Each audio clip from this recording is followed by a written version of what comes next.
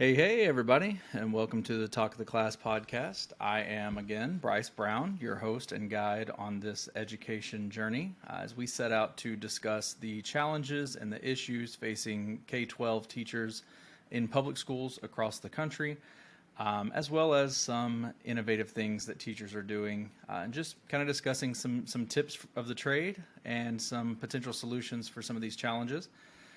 Today, in honor of the start of a new school year, I wanted to kind of dedicate a specific episode for people that kind of get lost in the shuffle a little bit, and that is our batch of new teachers starting their career this week. Maybe you started last week, maybe it's coming up, but those of you that are brand new to the profession, I wanted to give you an opportunity to have a show devoted to you with maybe some helpful information, some tips that could help provide a little bit of guidance as you get ready to embark on what could be the next 30 to 40 years of your life. So sit back and enjoy. As I share some information, I reached out to many veteran teachers ranging from 3 to 5 years of experience, all the way up to retired teachers with more than 30 years of experience to kind of get some feedback and see what they thought were best practices for new teachers, and to share that information that we wish someone had imparted on us when we were brand new to the game. Before we get started, I do want to remind everyone to make sure that you follow the podcast at Talk of the Class Podcast on all social media channels, Twitter, Instagram, Facebook. Also, be sure you check out the website, talkoftheclass.com. There you can find our blog. You can join the community, have an opportunity to talk in the forum with other listeners about things you liked about the episodes, things completely unrelated to the episodes, just really trying to build a community for teachers to communicate and share information with one another. You can also join our Patreon community for $5 per month for access to our monthly newsletter, bonus content. And you'll also have the option with that membership to share links to your own teacher side hustles, if you will. Your teachers pay teachers, your Etsy stores, things like that. We all know that everybody's kind of got a side hustle going on. You're talking to a guy who tutors on the side, obviously has the podcast. I sell my own salsa. You work in education, you've probably got a secondary gig going on. You can find that at patreon.com/Talk of the Class podcast. Once again, we thank you for your support and enjoy the show. So, like I said in the intro, I talked to a variety of teachers with a lot of different experience, a lot of different backgrounds. I got probably anywhere from 60 to 100 different individual tips, but there was a lot of crossover. And so what I decided to do was take what I felt like were 10 really solid tips and wanted to focus on those specifically. And I feel like if you do these things, if you're cognizant of these ideas, then you can really kind of come out of the gate strong and set yourself up for success for that first year. And if you can have a successful first year, I think that lends itself well to a long and successful career in education. So the first one that I saw coming up over and over and over again had to do with classroom management, and it was about setting clear classroom expectations early, like first minute of the first day of class, and then reiterating those expectations regularly. You want to make sure that you are hitting on those points often, giving the students an opportunity to practice those expectations. You can't just put a sign on the wall and say, these are our expectations for the class, everybody follow them. It doesn't work like that. Okay, repetition is really important when it comes to your classroom policies. Model them, act them out, talk at length about what your expectations are. If you spend a few days early on in the term really honing in on these skills, You might feel like it's wasting a little time in the beginning that could be really valuable in terms of instruction. But I assure you, if you are kind of weathering that storm early on, you're setting yourself up to have a foundation for a much more well-managed and engaged classroom throughout the year.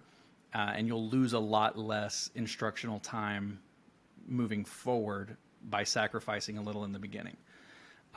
It's much easier. I've heard this for years now, and I completely agree.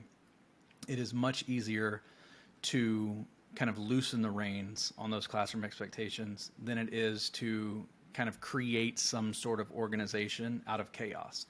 If you lose the classroom management battle early, it is something that can really have a negative impact on your overall experience as a teacher. You have to be able to maintain your expectations in your classroom in order to be successful. I can't think of a single teacher that I worked with in 13 years in public education that had a chaotic classroom that I would consider a successful educator. It can be controlled chaos. I know that there are teachers that like really love students getting up and moving around and having an opportunity to engage in a lot of different activities and stations, but it doesn't change the fact that that teacher has control over those transitions, over those movements, and over the expectations of how that all plays out. So whatever your classroom looks like, just make sure that the students understand what your expectations are from the get-go, and it'll be a lot easier to maintain that throughout the year. Next up, chances are a lot of you that are listening right now are, to some varying degree, a perfectionist. A lot of people that become teachers were excelling, gifted students. They kind of were the teachers of their elementary school classrooms anyway. And so chances are you got used to really setting a high bar for yourself, and you were never satisfied with anything less than kind of that perfect outcome. I can't stress this enough. You will not be perfect. There are too many moving parts when it comes to a classroom, when it comes to a school organization, for you to land every lesson perfectly. It's just not going to happen. And the quicker you can come to terms with that, the more successful you can be, and the closer to whatever that idea of perfection you might be able to get to. You will have lessons that you have gone over with a fine-tooth comb, and in your head they are knocked out of the park lessons. Like, there's no way the students aren't going to be engaged. I really am passionate about this topic, so I know that I can deliver it in a way that the students will relate to. And then you'll get in and, you'll be missing half your class, and you forgot that there was a fire drill today. And so you get 10 minutes into the lesson and already it's blown, right? What you need to understand is that doesn't mean that learning didn't take place. Kind of pick yourself up, try to find foundational pieces of that lesson to build on, and hit it again. Maybe what you thought was relevant material to those students was relevant, 10 years ago when you were their age. It may not be relevant now. So don't beat yourself up. Bombs happen. Think of it like performance, right? In theater or comedy or music, a bad show is going to happen from time to time. And if every person, hung up their instrument the first time they had a bad show, we would never have another concert, right? So be prepared to fail. Come in with the best intentions, hit it as hard as you can, with the understanding that you might have to revisit it on another day. You might have to take a good, long, hard look at the lesson and try to figure out where you went wrong. Maybe you had the students engaged in the first, 10 minutes, and the lecture portion of your lesson went a little too long and they lost interest, right? So how can you restructure your plan for that lesson in a way that kind of breaks it up a little bit and allows them an opportunity to engage with the subject matter rather than just listen to how excited you are talking about it? So again, don't beat yourself up. Be prepared to fail, and you're going to be okay.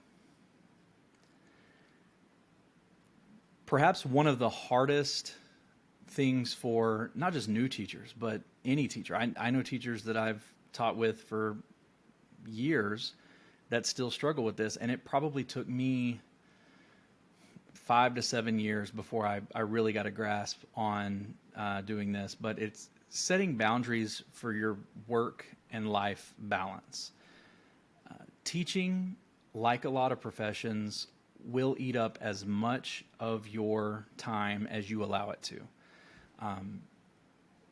If you are passionate about what you're teaching, you will pour yourself into it, and it will never be enough. You will never be satisfied with where the lesson is. You can always feel like you can improve on it. And so a lot of times that means you'll stay late in the evenings. You'll take the work home with you and continue to kind of try to hash out missing pieces of the plan itself. Now, don't hear what I'm not saying. I'm not saying don't plan, okay? Planning is very important. As a matter of fact, it's mandatory. You're going to have to plan to be successful at the job and to keep your job. But you cannot allow your teaching position to be a 24-hour thing for you. You have to allow yourself to have a life outside of that school building. I was never one that wanted to come in extra early to get the work done. It just wasn't feasible. But a lot of times that meant that if I wanted something to be prepared for the next day, that I was going to take work home with me. And what I had to get much better at doing was utilizing every spare moment that I had during the day to make sure that I was being productive. So when I had a conference period where I didn't have anything scheduled, which you will learn is not necessarily the rule, it's more the exception. A lot of times you will find yourself booked just about every day with a meeting or some sort of parent conference, or maybe you're even covering a class for one of your colleagues.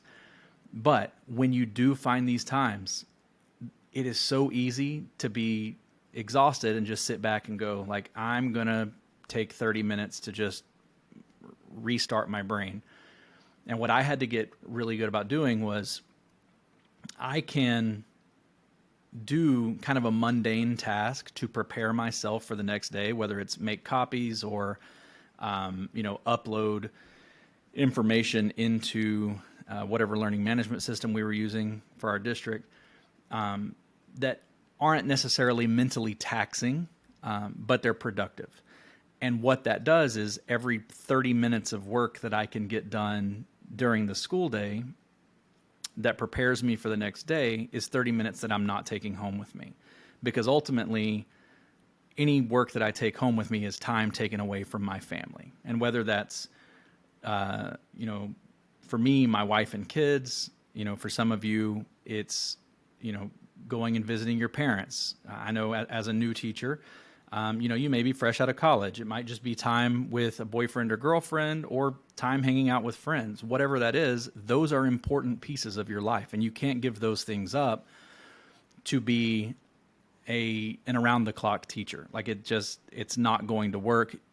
Burnout is a very real thing, and part of the reason why there are so many new teachers who do not make it beyond like a 5-year mark is because they kind of take too long to understand that your life outside the classroom is just as important as your life inside the classroom.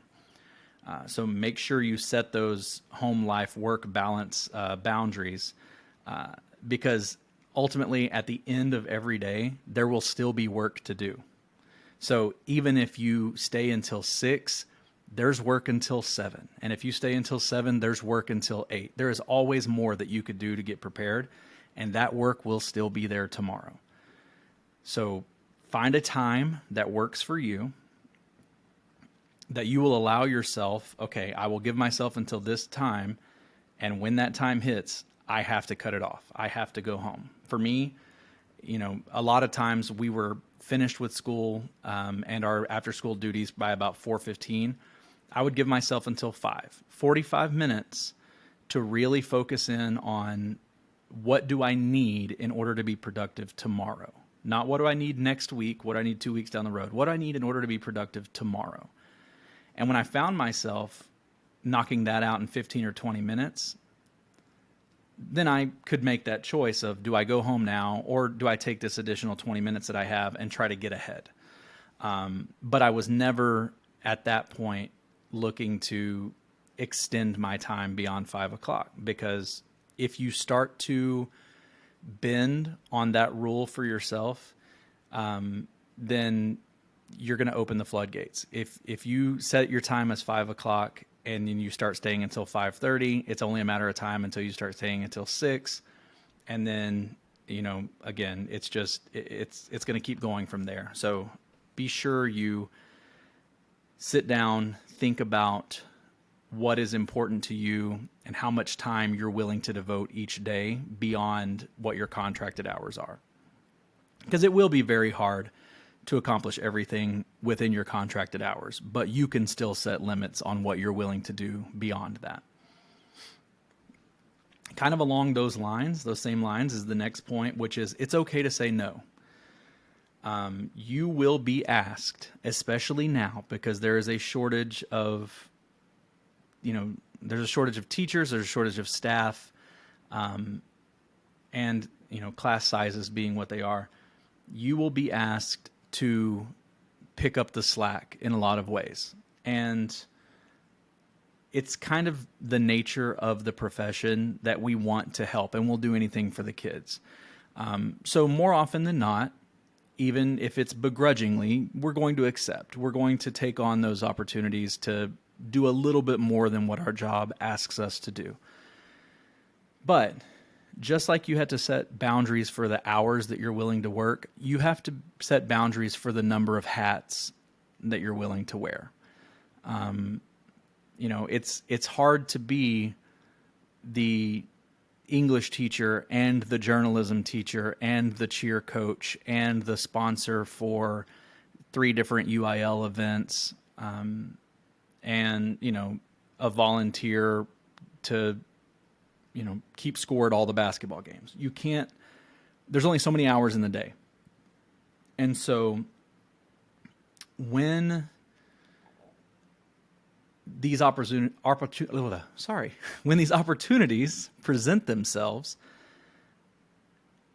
you have to kind of create a hierarchy, and determine which are the most important to you and which can you live without. And at a certain point, you say, I've done enough. I have taken on far more roles than I had anticipated at the beginning of the year, and I'm tapped out.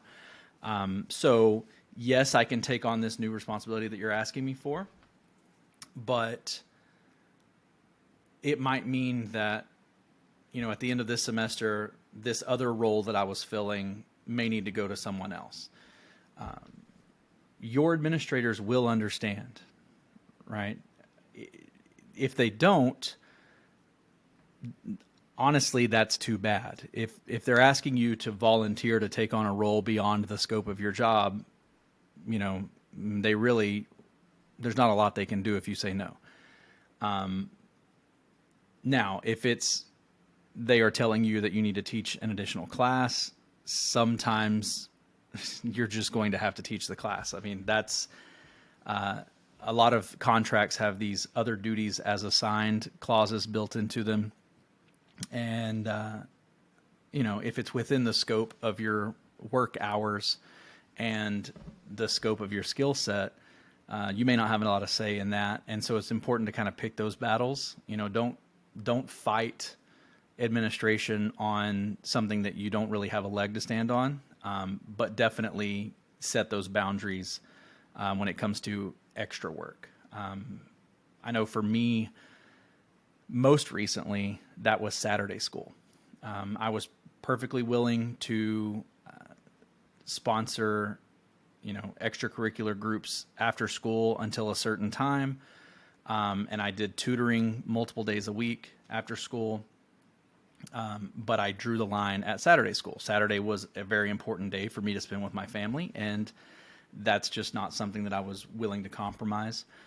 And that's where I had to draw my line. And I honestly feel like administration respected that. And once I turned it down, I didn't really hear any more about it. I mean, they would send out kind of broad scope, feelers to see if anyone was willing to volunteer, but they never, came and tried to talk me into it or tried to pitch me any more on it, because they respected that, I did essentially anything they asked me to do, and I had to draw a line somewhere. So make sure that you think about yourself every once in a while. We work in a profession where we're forced, and not even forced. I think that's the wrong word to use. I think we work in a profession where we spend our days putting the needs of others above the needs of ourselves, and that can sometimes make it very hard to advocate for ourselves.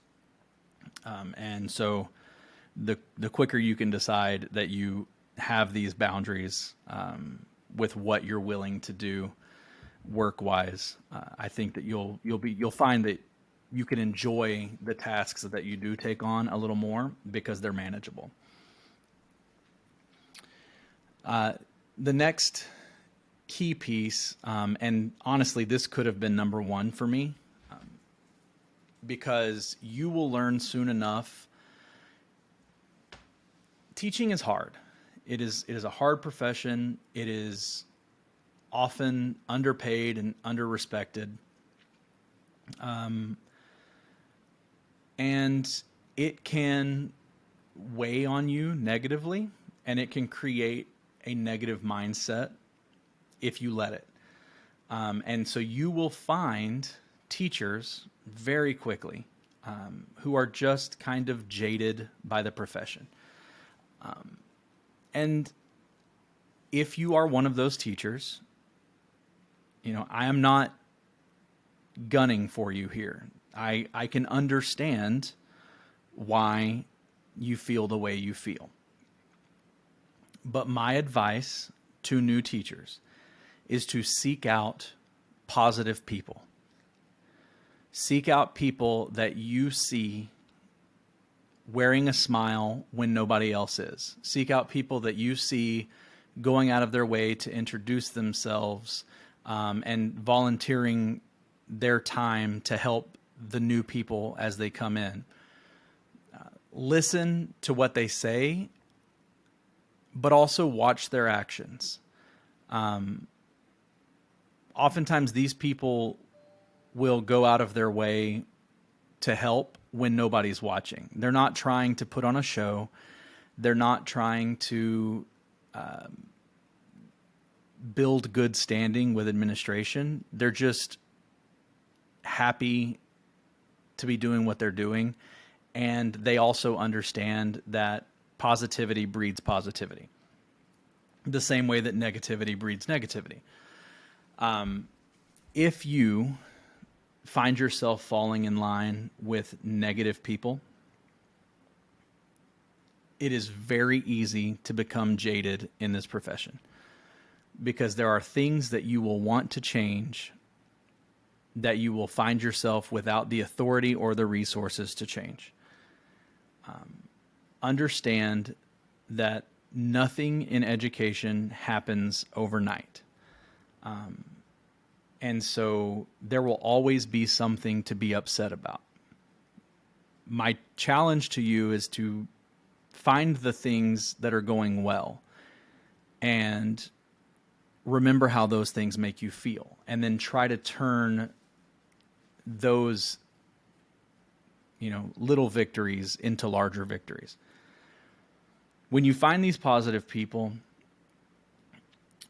make them your community, make them your village within your school setting, and then go to them for advice. If you go to positive people for advice, you'll receive positive advice. If you go to negative people for advice, you'll receive complaints and issues without solutions. Positive people will tell you how best to handle a situation using the resources you have. They will show you what has worked for them because they want everyone around them to be successful. They will have a major impact on you having a positive first year experience.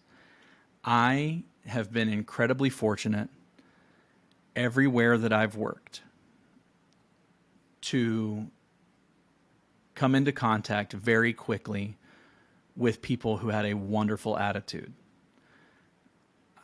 I don't think that I would have remained in education as long as I have if I did not have those interactions. So when I say that this could have been my number one, I genuinely mean that.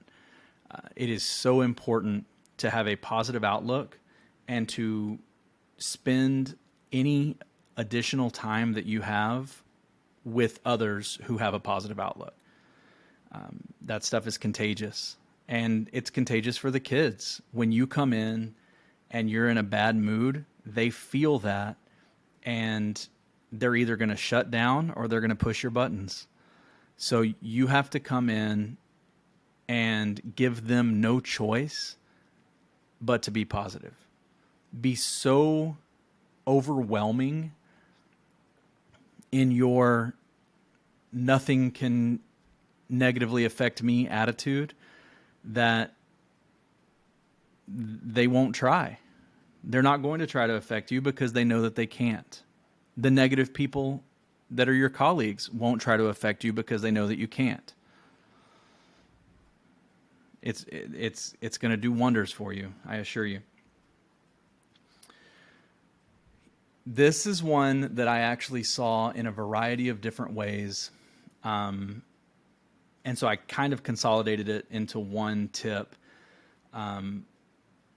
But parent relationships can be the best part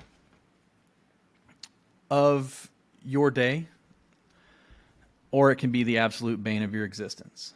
And I think that you do have some power over which direction it goes.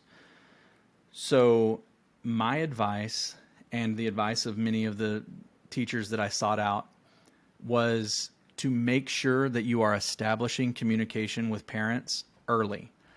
Do not wait until the child does something wrong to reach out to parents. If the first time they hear from you is to tell them that you're having a problem with their child, there's no rapport established. They don't know if you dislike their child, or if you really have the best interest of their kid in mind. So you have to let them know what your intentions are from the get-go. Things like meet the teachers and, open houses and orientations and things like that are great. If you work in a school that has a high level of parent involvement. But many of you will not. Many of you will have open houses where 2 of your parents show up if you're lucky. So some of this parent communication, it's going to create extra work for you in the beginning. It's going to mean getting a lot of voicemail boxes and just having to leave messages.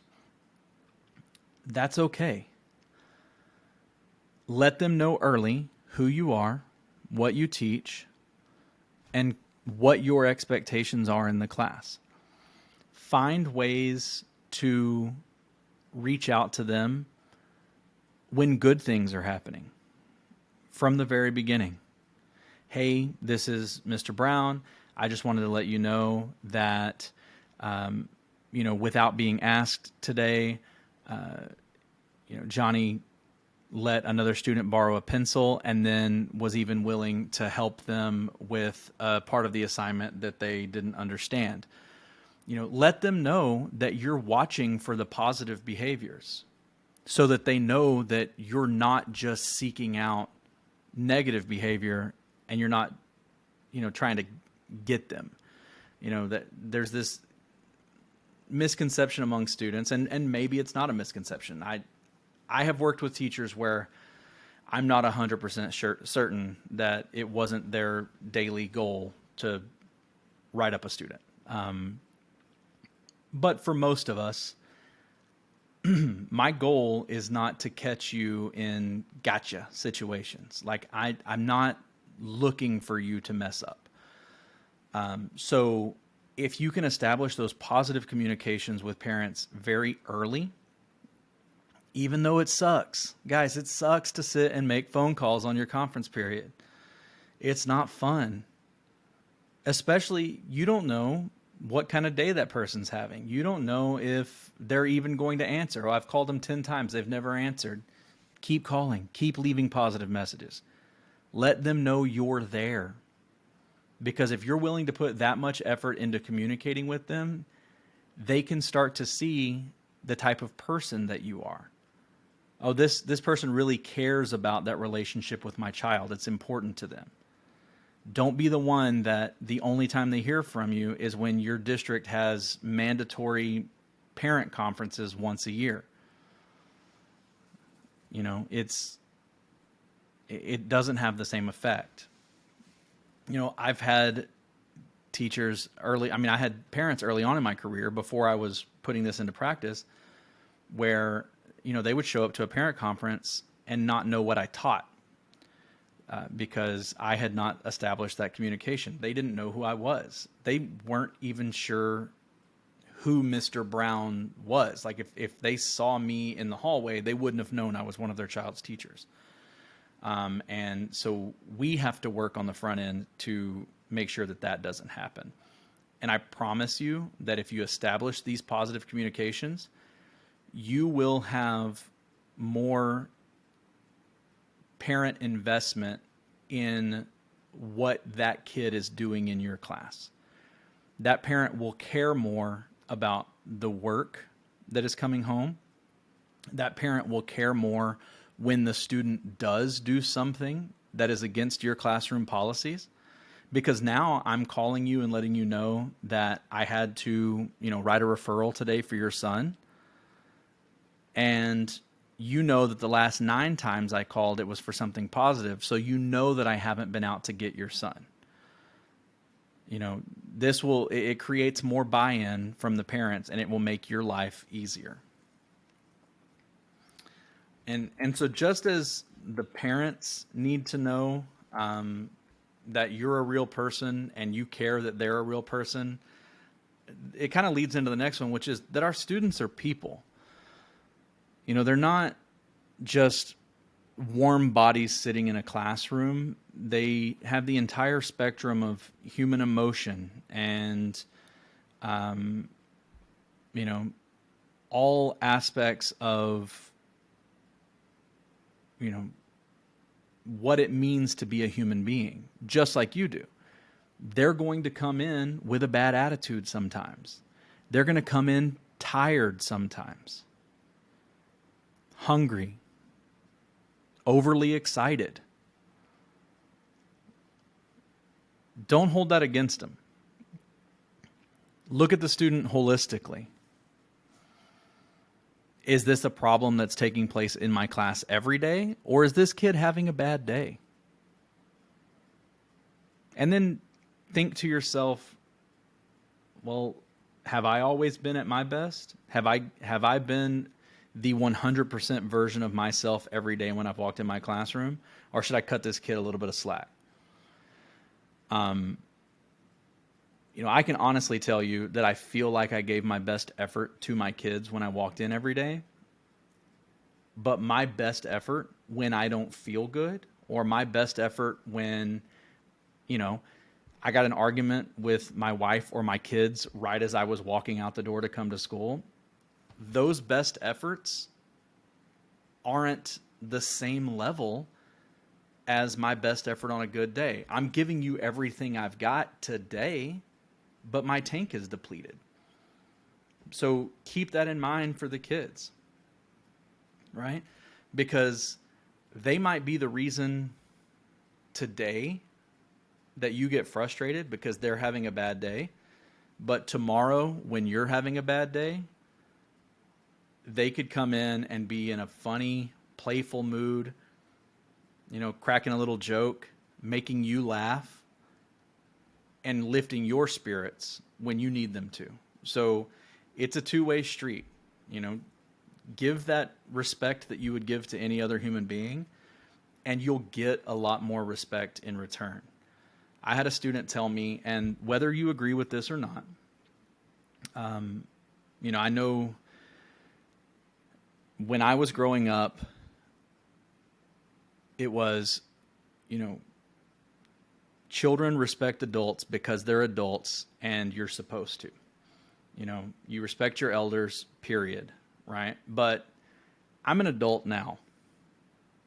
And I've met a lot of adults that aren't necessarily worthy of everyone's respect. And I don't mean that they're not worthy of being treated like a human being, but I mean that they're not in a place of authority just because they turned 18.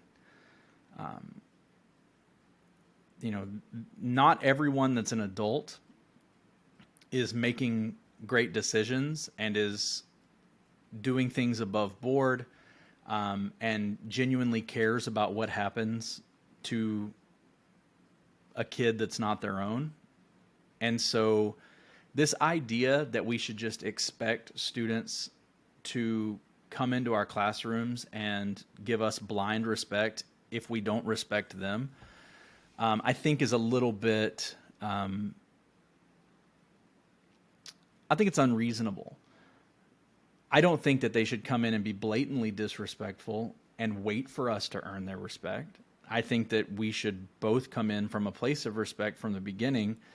But if we're not going to hold up our end of the bargain as adults, how could we possibly expect them to hold up their end of the bargain when they're kids?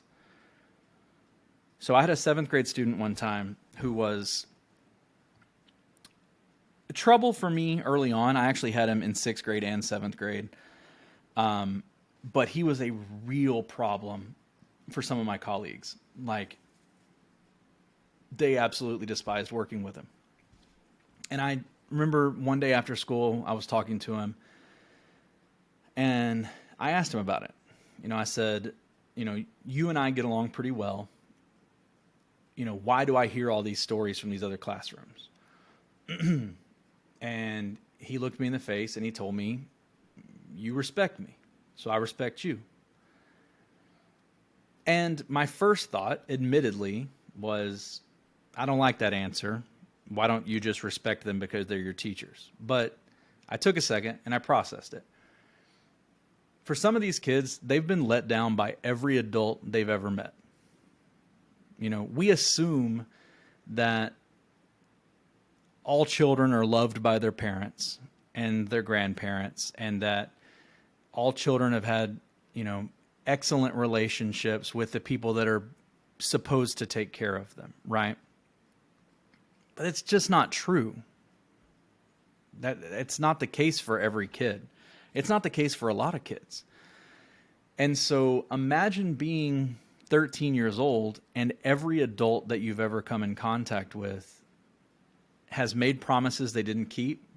They've put their own needs and wants ahead of yours, and you've been kind of left to fend for yourself. and then tell me that you would just automatically assume every adult deserved your respect. Like, I get it.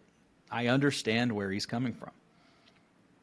And so it kind of changed my outlook a little bit. I made it kind of a more concerted effort to make sure that I was going out of my way to treat my students not like they're my peers, because they're not.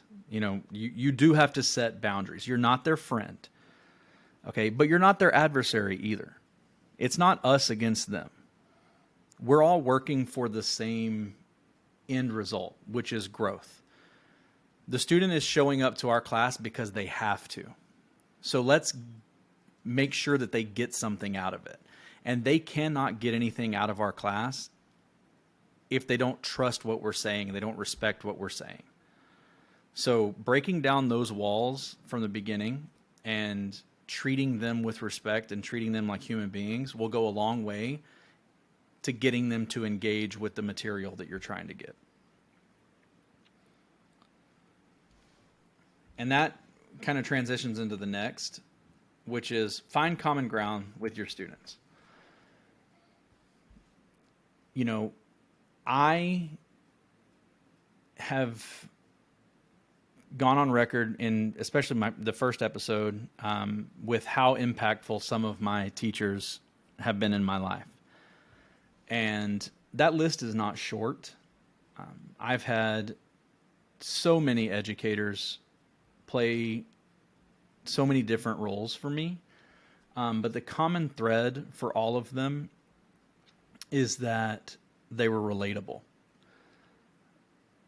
And again, not that they were trying to be my friend.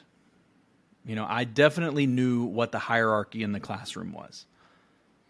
But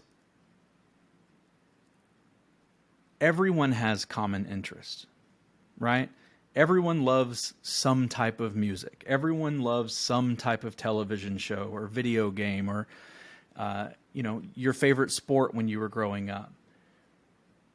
These kids are no different, right? So take the time early on to figure out what makes these kids tick. What is it that they're interested in outside of school, and how can you use your own interests to build that common ground? Because we can't spoon feed them information. We're not going to be able to take the information that we have in our head and dump it into theirs. So we're going to need them to come part of the way. We can only go so far with it, and we need them to come the way. And we have to bridge that gap somehow. And what I have found is that those common interests are a nice launching pad for bridging that information gap. Because now all of a sudden, I have things to relate it to. Whatever my concept is, I can say, okay, you're not understanding it. Let me put it in terms like this. You know, when you're playing this game, or you know, on this show, how this character and this character interacted. Well, let's imagine that they are, this and this. And now all of a sudden, not only are you putting it in terms that they can better understand, but you're showing them that you care enough about them, the person, to learn who they are. And a lot of those other issues kind of go by the wayside, because now you're on the level. You're more than just that adult that stands at the front of their classroom that they're required to go to. And now you're somebody whose knowledge and whose opinion matters to them. So, make sure that you're finding ways to reach them where they are, and to, make that impact by finding that common ground. The last couple, I think, can be probably just as vital as the positive and negative influence from earlier. Modeling, I think, is a huge deal. I used to tell my kids, do as I say, not as I do, right? But that's not how I want the classroom to be. Do as I do in my classroom. I wanted to be the example of how I wanted my classroom to operate. So if I say you're not allowed to chew gum in my classroom, that loses all ground if I'm chewing gum right in front of them, right? If I say you don't interrupt people while they're talking, then, I'm not going to talk over a student who's asking a question or interrupt, two students who are engaging with the material. Now, does that mean that if students are having an off-task conversation, I'm not going to break it up? No. But if it's moving the discussion along, use that as an opportunity to kind of continue with the lesson. Don't shut it down. Don't have a policy that says that like students aren't allowed to talk. Well, maybe they're not allowed to talk off task, but conversation that is engaging and is on topic between two students can be more vital to their understanding of the lesson than anything that comes out of your mouth. And I firmly believe that. That's not to say that what you're saying is not important, but sometimes if you let the conversation take its natural course and allow the students to get where you were leading them in the first place, it will show you what their thought processes are. Ultimately, we're trying to make our students turn them into critical thinkers, right? So if we're feeding them the information in like this lecture format, we're never really getting them to critically think. We're critically thinking for them. So sometimes you have to be very strategic with your classroom policies to allow for creativity to take place. Another thing that you want to model is how you interact with your peers. When I walk down the hallway, if there's two of us coming down the same side of the hallway, I would move to one side, make sure the other person got to go first, hold doors open for people. Everything that you're doing, these kids are watching, right? So the things that you want your students to do for each other are the things that you can model in your day-to-day activities because they're watching, especially younger students. I've had people tell me when my kids were first born, like kids hear everything and they see everything, right? And that's true. And it's the truth in a school setting as well. Like they want you to practice what you preach. So if you expect them to behave a certain way, you should do the same. If you are on your cell phone, but then you turn right around and tell them to put away their cell phone, you're telling them that your time is important, but their time is not. That's not to say that you have all the same rules that the students do, but think about why you put the rules in place. Are you setting your cell phone policy because you're trying to impose your will on them, or because you don't want wasted time in your classroom? Because if it's because you don't want wasted time or distractions in your classroom, hold yourself accountable there as well. Model these behaviors and they will work themselves into the daily routines of your classroom. And then the last one is, I think it's kind of in line with the parent communication. It's maybe even like a composite of several of these rules put together. A lot of this stuff has been around, building a sense of trust and, community with your students, right? So that they trust you, they respect you, then the learning can take place. And so the last tip that I would give is become a part of the community in which you teach. Does that mean if you live 15 miles away, you should sell your home and buy a new house in that town? No. Like, I'm not asking you to uproot your life. what I mean is find ways to engage with that population outside of those four walls of the school building. Attend their extracurricular activities. Go to their little league games. If there's a community performance going on, go check it out. Eat at the restaurants in their town. Let them see you being a human being, and it will humanize you to where you're not just this, faceless suit standing at the front of the classroom. You're a real person with a real family and real feelings. And it shows that you care about who they are outside of the classroom as well. And I'm telling you, you will get just as much out of it as they do. You will feel a great sense of pride when your students accomplish something in your classroom because you feel like you had a hand in that. But you will equally feel a great sense of pride when your student succeeds outside of your classroom as well. I know for our hometown, where my kids attend school and we live, there was a group of Little League softball girls last year who made a run at the World Series. They played in the Little League World Series. And the entire community kind of rallied around that group of girls. You have an opportunity to show that level of support in a way that will be far more meaningful than,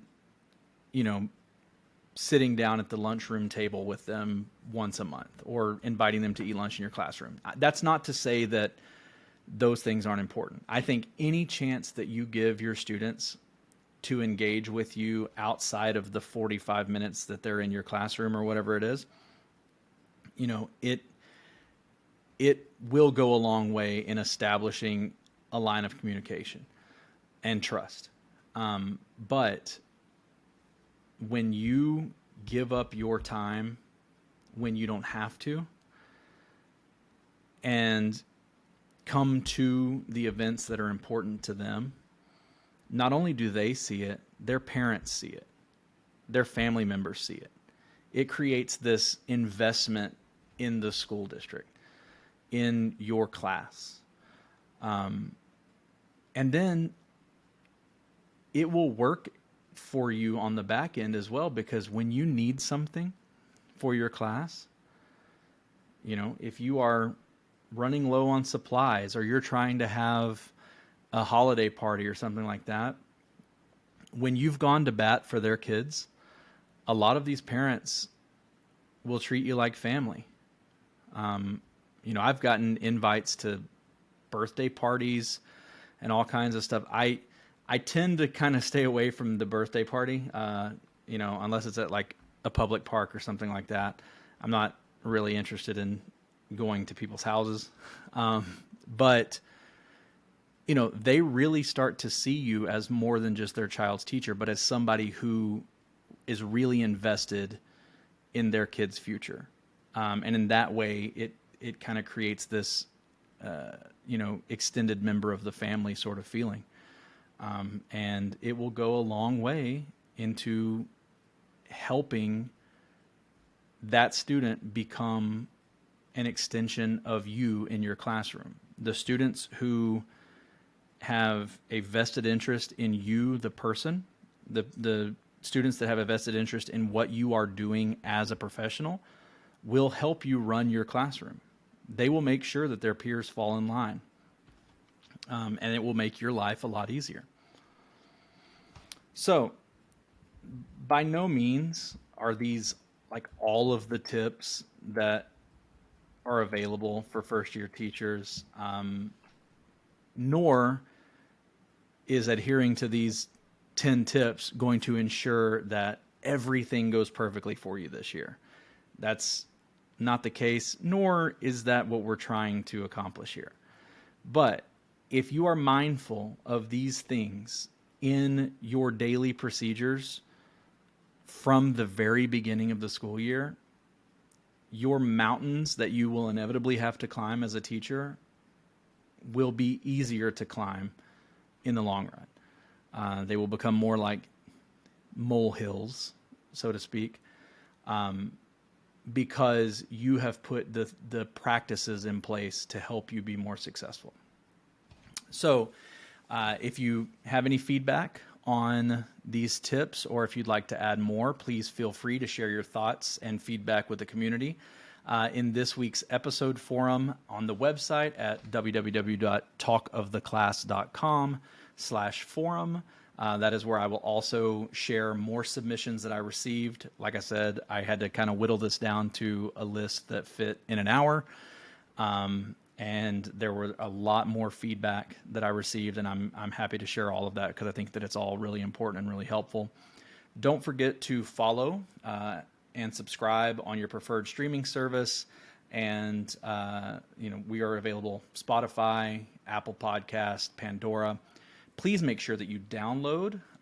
That is the way that we get an accurate representation of how many streams that we're getting on the podcast. So make sure that you follow the podcast. It will automatically download for you each week with a new episode.